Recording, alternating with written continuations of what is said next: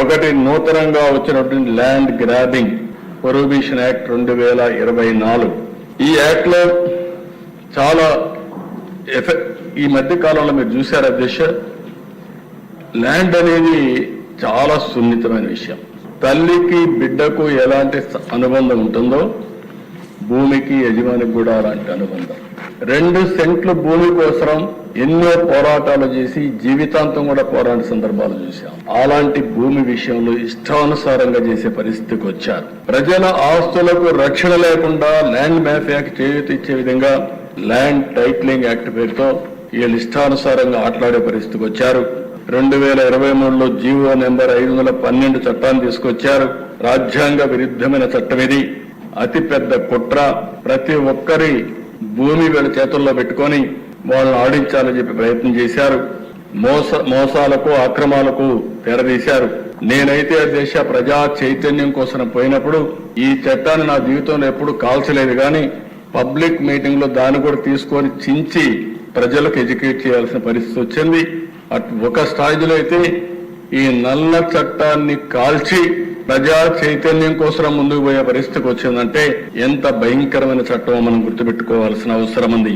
ఇందులో అధ్యక్ష judiciary powers అన్ని తీసేశారు. ఎవరైనా సరే వీళ్ళ ఇష్టానుసారంగా మీరు చూస్తే సెక్షన్ 38 సివిల్ జడ్జిల అధికారం అన్ని రెవెన్యూ ఆఫీసర్లకు ఇచ్చేశారు.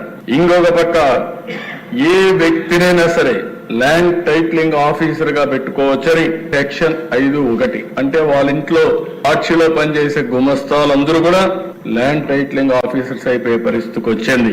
అంత మునుపు డిజిటల్ కార్పొరేషన్లు ఎట్లయితే ఇష్టానుసారంగా పెట్టి పోస్టులు పెట్టారో అదే విధంగా ఇక్కడ ఈ చట్టంలో తీసుకొచ్చారు. రెవెన్యూ రికార్డుల భూ యజమాని పేరు మార్పు చేయాలంటే వారికి నోటీస్ కూడా ఇవ్వాల్సిన పని లేదు. ఏదైనా జరిగితే హైకోర్టుకు పోవాలి. మామూలు వ్యక్తి ఏదైనా జరిగితే హైకోర్టుకు పోవాలనే పరిస్థితి వస్తే ఎక్కడైనా సాధ్యమని నేను అడుగుతున్నాను. ఇంకో పక్కన దేశ సెక్షన్ 5 టైటిల్ రిజిస్ట్రేషన్ ఆఫీసర్ నియామకం గురించి ఏ వ్యక్తులైనా టీఆర్ఓగా నియమించుకోవచ్చని చెప్పే పరిస్థితికి వచ్చారు. సెక్షన్ 11 ప్రకారం టైటిల్ రిజిస్టర్ లో పేరు చేర్చే వ్యవహారంపై తలెత్తే వివాదంపై LTPO ఇచ్చిన ఉత్తర్వులపై హైకోర్టు మాత్రం ఎంక్వైరీ చేస్తుందని పెట్టే పరిస్థితికి వచ్చారు.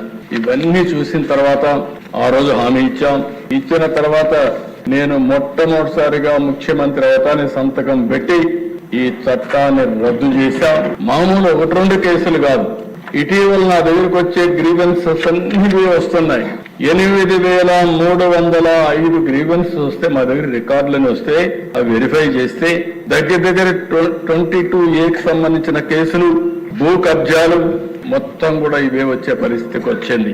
ఇవి చాలా భయంకరంగా ఈ చట్టం తీసుకొచ్చే పరిస్థితికి వచ్చారు.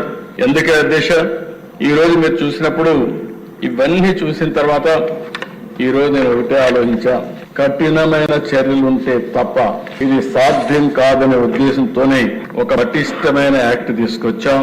ఇది ఈ రోజు రాష్ట్రంలో మేము చూసిన తర్వాత మొత్తం దేశంలో ఉండే అన్ని రాష్ట్రాలు కూడా అధ్యయనం చేశాం. అధ్యయనం చేసిన తర్వాత గుజరాత్, మహారాష్ట్ర ఏవైతే ప్రోగ్రెస్ రాష్ట్రాలు ఉన్నాయో అన్ని అధ్యయనం చేశాం. అధ్యయనం చేసిన తర్వాత ఈ చట్టం తీసుకొచ్చాం. ఈ చట్టంలో ఎక్కడైనా సరే గ్రామీణ ప్రాంతాల్లో, పట్టణ ప్రాంతాల్లో ఎక్కడ భూమి కబ్జా చేసినా ఈ చట్టం అమలవుతుంది. ఈ చట్టం దానికి అప్లికేషన్ అవుతుందని చెప్పి కూడా నేను మీకు తెలియజేస్తున్నా.